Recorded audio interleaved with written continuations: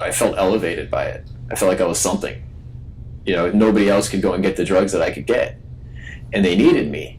And the way I saw it at that time, I was so sick that to me, heroin was medicine. It was something I needed. And it was something they needed. And it would be wrong for me not to do it, not to help them. I was a drug dealer. It's not the way I saw it at the time. I saw it as helping people. For me, it made me feel like a hero in a way to people, which is sick. I never planned on living to be old, to grow up. You know what I mean? I never planned on living over 21 or 22. And that's where the heroin really took effect. Once you're on it, once you're really addicted to heroin, you can't change anymore. It won't let you go. And it's a lie. You're not going to be out there, living free, having fun all the time. Most of the time you're going to be desperate, and you're going to do desperate things because you need money. I would tell people, they would ask me if I wanted to stay with them for the night, and I'd tell them I shouldn't, because if you let me stay with you, I'm going to steal your stuff. I wouldn't be able to control myself. Anybody around me was going to get used, because I had to get high. I had to. I would be in bathrooms trying to find a vein in the middle of the night because it's so cold. My arms, I couldn't find a vein anymore. And they don't tell you that. It's just all a lie, and you're too young to see it.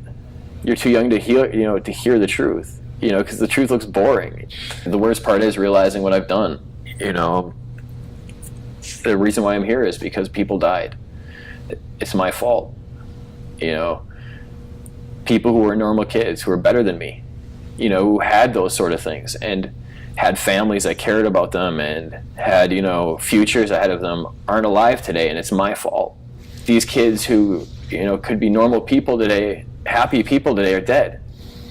I made it easy for them to do things that they shouldn't have done, and they thought it was cool because I was part of that lie. I was part of telling people and pretending like this was the cool way to live. I thought I was being arrested for distribution, and like I said, I was thankful. And in a way, I was just, I was cocky about it. Like, yeah, I did it, send me to prison, let's get this going, to me, prison seemed like a good option. And then they told me, well, we got to tell you, we're not arresting you for distribution. We're, arresting you for reckless homicide. The girl that was driving the car yesterday died. She overdosed last night. I didn't know she had died. I wasn't there. In a flash, I kind of understood, just what I'd done. I came in prison at 23 years old, and I'm going to get out when I'm 48. I don't have a life. I don't have a future.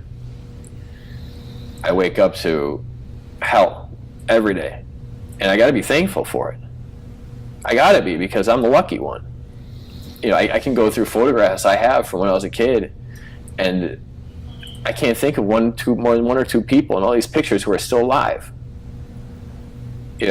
And they would trade with me, and that's sick.